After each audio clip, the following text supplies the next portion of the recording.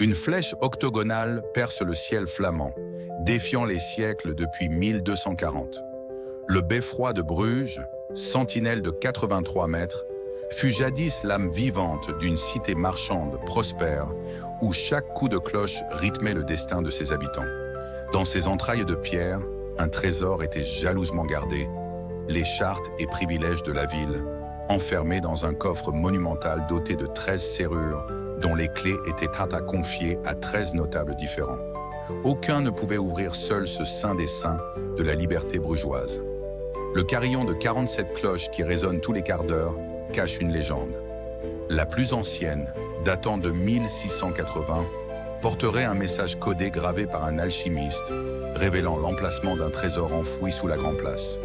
Les 366 marches en colimaçon dissimulent un piège, un faux palier destiné à faire trébucher les intrus nocturnes.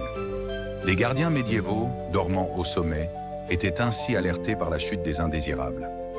Le dragon doré qui couronne l'édifice n'est pas qu'un simple ornement. Il pivotait jadis pour indiquer la direction du vent aux marins du port, langage secret entre la ville et ses navigateurs. En 1493, l'empereur Maximilien d'Autriche fut emprisonné dans une chambre secrète du beffroi pour avoir tenté de restreindre les libertés des Brugeois. Humiliation impériale dont les traces auraient été effacées des chroniques officielles. Aujourd'hui encore, lorsque la brume enveloppe la tour, on raconte que les fantômes des veilleurs médiévaux reprennent leur ronde, éternels gardiens de la mémoire de Bruges.